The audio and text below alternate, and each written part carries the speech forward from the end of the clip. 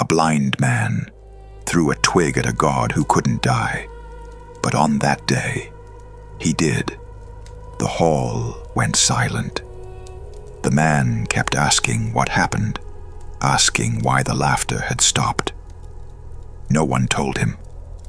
The only sound left was blood dripping onto stone. The dead god's name was Baldur, the one who was supposed to live forever.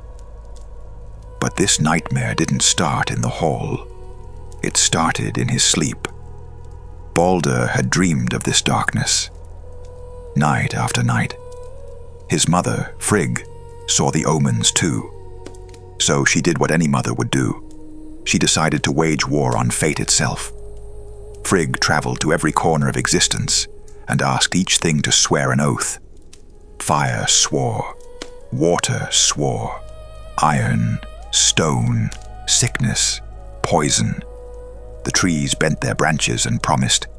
The mountains rumbled their agreement. Even the moss on forgotten rocks at the edge of the world. All of creation swore, except for a small plant growing on an oak tree. Mistletoe. Too young, Frigg thought, too harmless to ask. She walked past it. The gods made a game of Baldur's blessing. They gathered in the great hall and hurled things at him. Rocks, spears, Thor's hammer.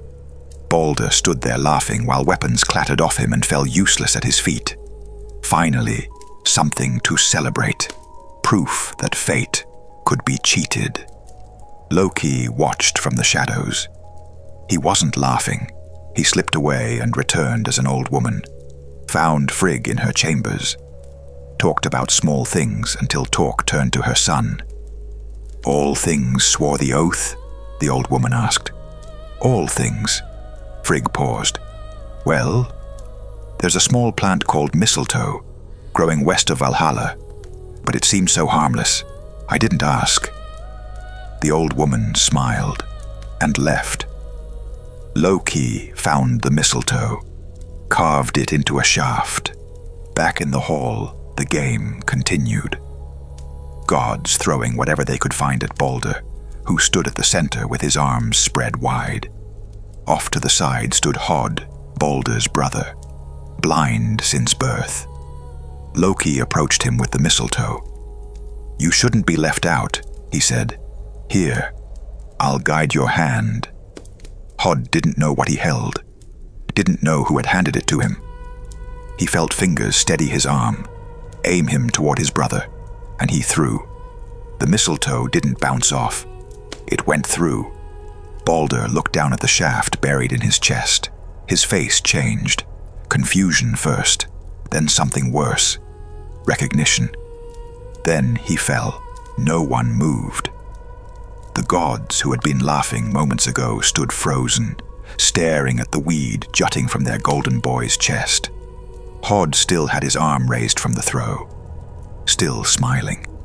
Still waiting for the sound of something bouncing off. They burned Baldur on a ship so massive, it took all the gods to push it into the sea. That should have been the end. But Frigg wasn't finished fighting fate. She begged Hermod to ride into Hel's realm and bring her son back. So he went. 9 nights through darkness so thick his horse couldn't see the ground. Down past the roots of the world tree, into cold that burned. When he finally reached Hel's hall, he found Baldur standing beside her throne, like a guest who had forgotten how to leave. Hel's face was half beautiful, half rotted to the bone. Hermod pleaded, told her all of Asgard grieved, that the gods themselves wept for their golden son. Hel's answer was patient, cold. If all things in existence mourn for Baldur, I will release him. But if even one refuses, he stays with me. The gods sent messengers across the 9 realms, and all things mourned. The stones glistened with something like tears. Trees bled sap, iron rusted, and fire crackled low, and animals howled at nothing. The world itself was grieving. Then they found her, sitting alone in a cave, her back to the entrance. They called her Thok.